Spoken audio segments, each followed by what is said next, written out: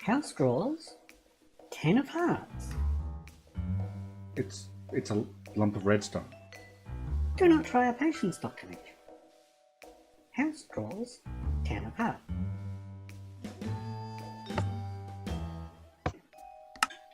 Dr. Mitch draws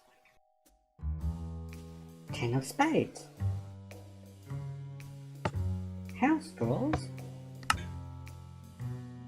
8 of clubs. Dr. Mitch draws 4 of clubs. House holds on 18.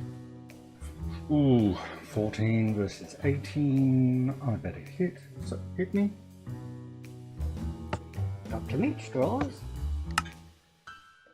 7 of spades. 21. Dr. Mitch wins. Hi, I'm Dr. Mitch, and this is another episode of CrudCraft Creations. I'll say another. This is only the third, really. But all that aside, and all our James Bond Blackjack stuff past, I would like to show you my shuffling machine.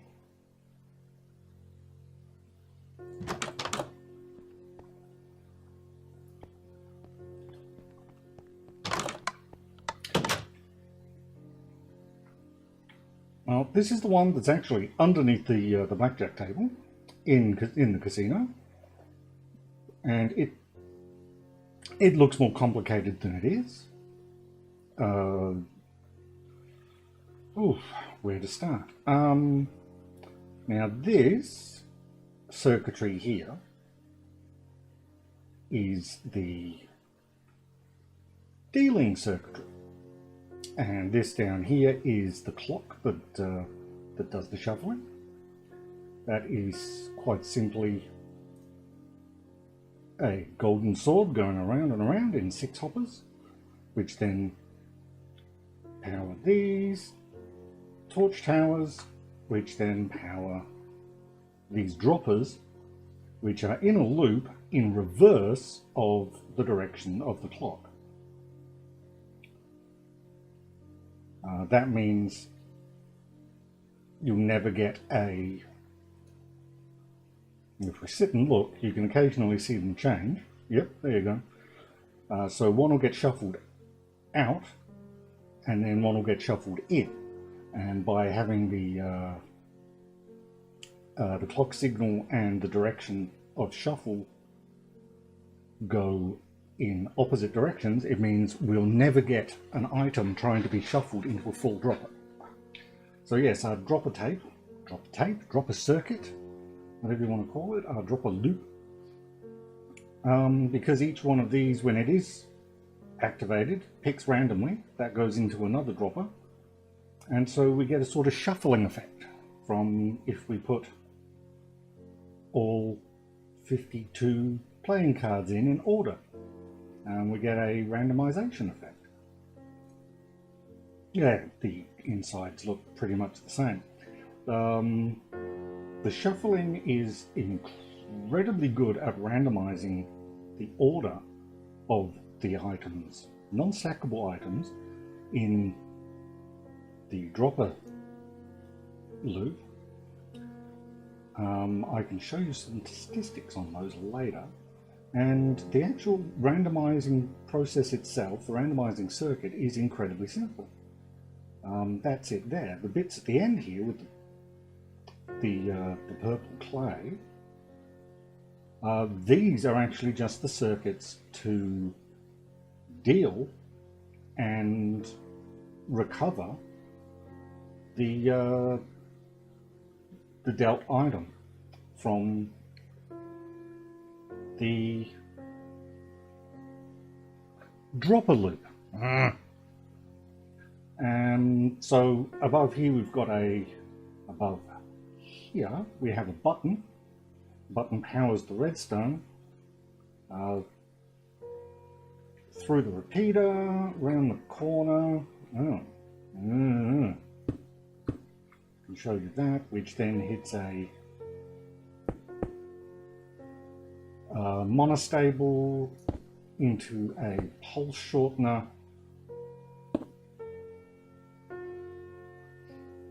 that then pulse shortener which unlocks here. Pulse shortener activates or turns off this torch, which then turns off this. I am completely turns off this. Try that again. Turns off this repeater, unlocks this hopper just long enough to pull one item, the first item usually.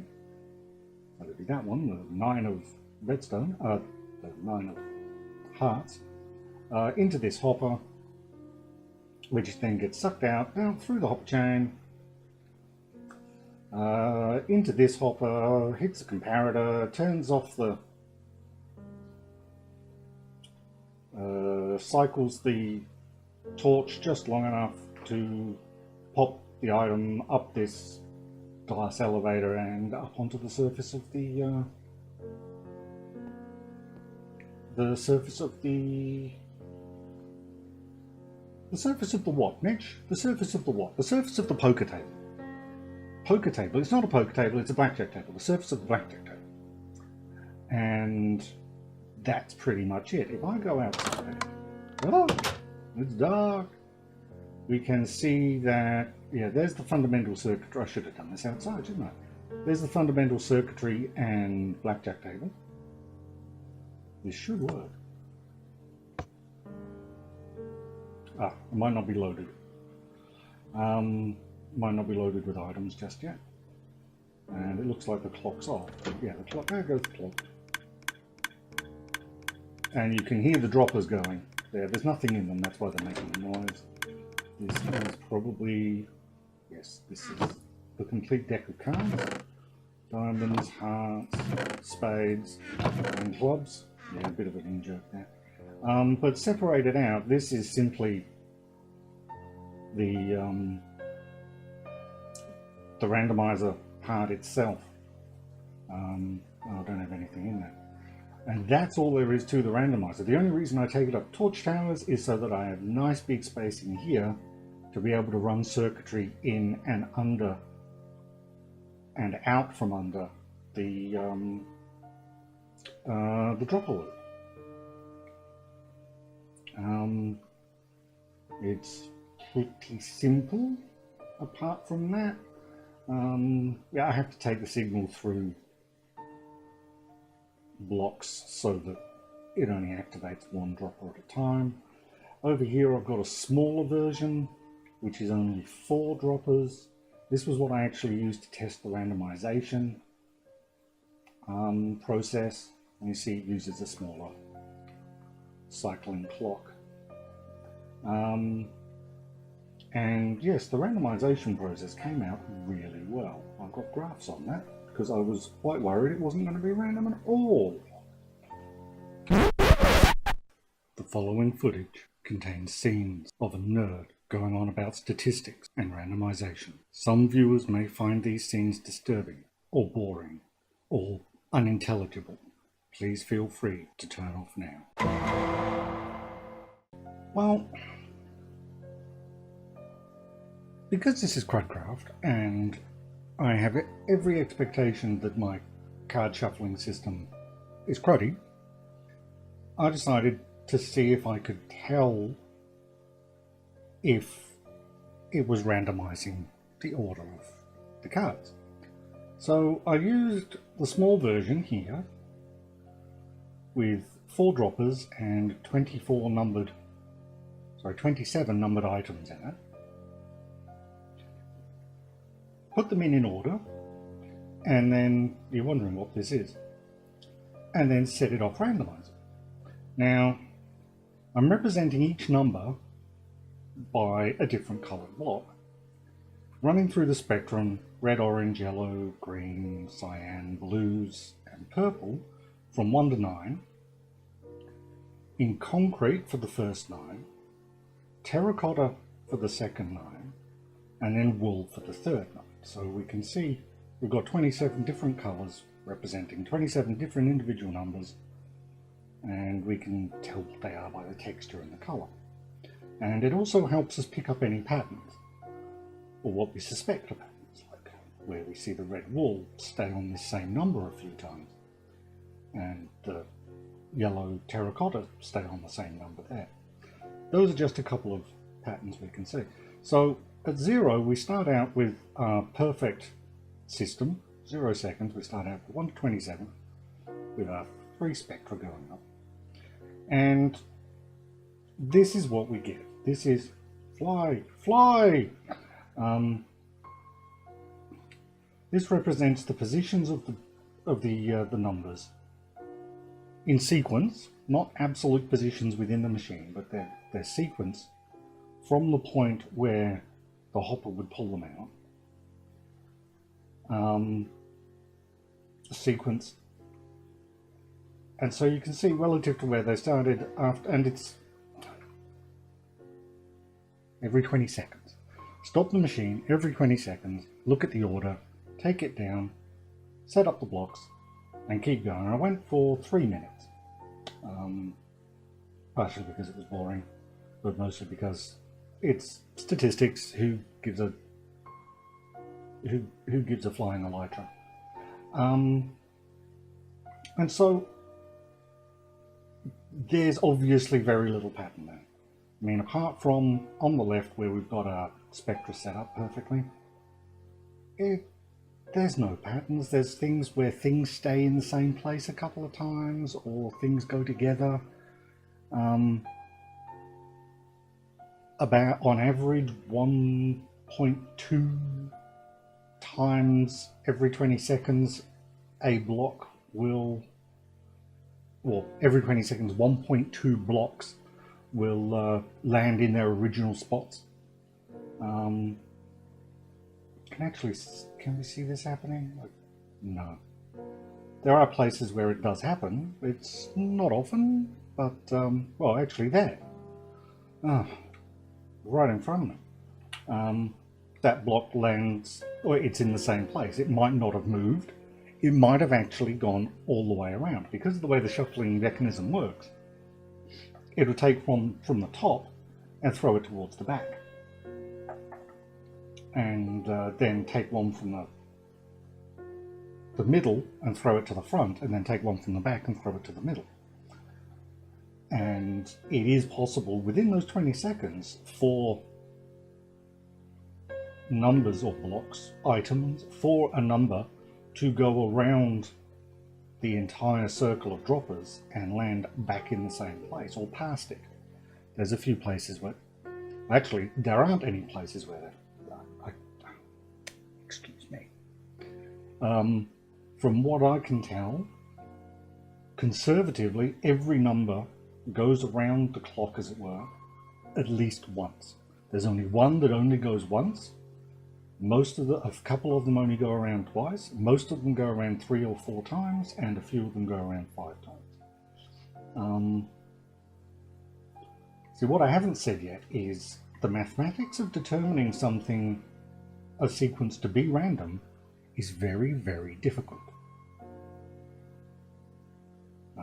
Because order is how you perceive it. And it comes down to entropy and functions and all sorts of fun stuff. But I've tried my best to ensure that this is actually randomizing, not that there isn't a hidden order in here somewhere. And what I was expecting to see was that it would start out ordered over here at the 0 time, and we would see it slowly become more and more disordered. But after the first 20 seconds, we've got very little structure left. It is perceivable that there is structure here. There is some structure, but after 40 seconds, it is pretty much gone. And then it just continues to randomize from there. I did also look for not just things found in the correct position, but things staying in the same position. That happens on average 3 or 4 times every 20 seconds. That something will appear to not move. We don't know if it doesn't move. It might actually go completely around the clock, but it winds up in the same spot. Now, obviously, we've got some here, and as I pointed out earlier, we've got the red ball there. That, quite interesting. See, it stays in the same spot for 2 laps, or for 40 seconds. Then it shuffles down 2, and to get back up to there, it must have gone all the way down. Oh, sorry, all the way up to 27, down to 20, all the way forward. It's got to run a clock basically to get back there.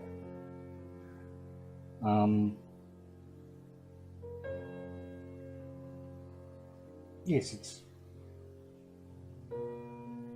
so that's actually deceptive, and that might be to do with where the holes have ended up in the droppers, where the droppers were packed and they're not packed anymore. That might be to do with where the holes are, and there we've got a streak of 3 non-moves or complete wraparounds. But there are very few like that. Like I said, there's only a couple of places where it stays in the same position more than once, and I also looked for where blocks are staying next to their neighbours, i.e. they're staying in order. Like here we can obviously see these two, 11 and 10, or 10 and 11 I should say, have stayed in order, and that turns up. I call that conga line, and that's actually we don't get a conga line of 3. There is not a single conga line of 3, not even after 20 seconds. There are in fact very few conga lines at all of that size. There are about 11 in the whole 3 minutes. All these samples, there are 11 conga lines, and that would be 2 of them. I also looked for conga lines where they weren't adjacent, but they were in relatively the right positions. For example, this is going to be great trying to find one of these. They're visually hard to find, but it's where you've got, say, 20 and 22. 21 might change, but say 20 and 22 stay in the same relative positions. There are in fact 13 of those. And I could look for more distant patterns, but I think that might be overkill, especially when I look at the simpler statistics. See, there is a property of randomness that if you have a population of numbers and you take a truly random sample, the distribution of numbers in that sample that you've taken should be the same, or it should show the same shape distribution as the entire population that you've taken it from. So if you have numbers from 1 to 100 that average 50, and you've got 1 million numbers, you take 100 of those randomly, that random slice, or that random sample should average 50 as well, or close to it. And you can do that multiple times, and they should all tend towards 50. They should be clustered around 50. And so what I did was the numbers 1 to 27 average 14. But how they are set up here in order, if you average the 9 at the top, or the top 9 positions, the middle 9 positions, and the bottom 9 positions, you won't get an average of 14. Over the whole 27, you'll get an average of 14. But if you average the top 9 positions, the middle 9 positions, and the bottom 9 positions, you get averages of 23, 14, and 5, which is good. That's a non-random distribution. And so what we should see, if we've randomized the numbers, is that each of those bins, let's call them, each of those bins of 9 positions, if the sample that goes into them is truly random, it should tend towards 14. It shouldn't stick at 23. The middle ones are 14 because the middle 9 numbers are going to be around the average. So that's fair enough. But the bottom bin, if it sticks around 5, that shows we're not randomizing. If the top 9 stick around 23, that shows we're not randomizing. If the average of those 9 numbers in those bins doesn't bounce around a little bit, we've got a problem, because it's meant to be a certain amount of randomness in there. So we're going to get jitter, as we could call it. So after the first 20 seconds, notice I'm from the back here, our 5 has gone to 15, our 23 has gone to 15, and our 14 has gone to 11.9. We have lost that ordering considerably. I mean, even if those 9 numbers in order had been swapped and stayed within that bin, that dropper, those 9 numbers would still average the same. You can jumble those 9 numbers up and they would still average the same. But no, we've obviously changed. And as you can see from the numbers, they bounce around a bit, but they all seem to sort of tend to the mid-teens, 12.9, 16.4, 13. Nothing goes, and then this is just reference. We've got a 10 here, that's interesting. And we've got a 17.8, but nothing goes up to 23, nothing goes down to 5. The ordered column at 0 time is the least random of all of them, because these are obviously showing that the 9 numbers in each of those 3 droppers or bins, a random sample of a population of numbers that average 14, close to it. Since if these are randomly jumping around 14 and they're not skewed by a bias, these averages themselves should themselves average 14. And what we get for the 3 bins across the 3 minutes is 13.9, 14.3, and 13.9. So I am quite happy that that shows that we are getting a random sample of numbers in each of those 9 bins. A random sample of the numbers from 1 to 27 in each of those bins. We can also take that average across time for a position. Like here at the 1 position, we get average the value of each of these numbers that has come up in the blocks, and we get 11.4. And each of these slices through time, even though we are expecting it to be less random from the beginning and more random at the end here, we should expect it to tend towards 14 for each of those time slices, or for each of those bins across time. And you'll notice our numbers, we have some high ones, we have some low ones, we have nothing like 5, we have nothing like 23, we've got a 17, we've got an 8.6, we've got a 10. That's a lot more numbers, you might not be able to hold them in your head. So what I've done is I've binned them with I've made a histogram.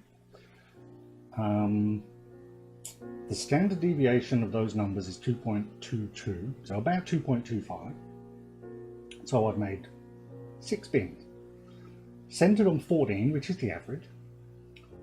We've got 1 bin which is, we've got a bin at every standard deviation from the mean on each side, above and below.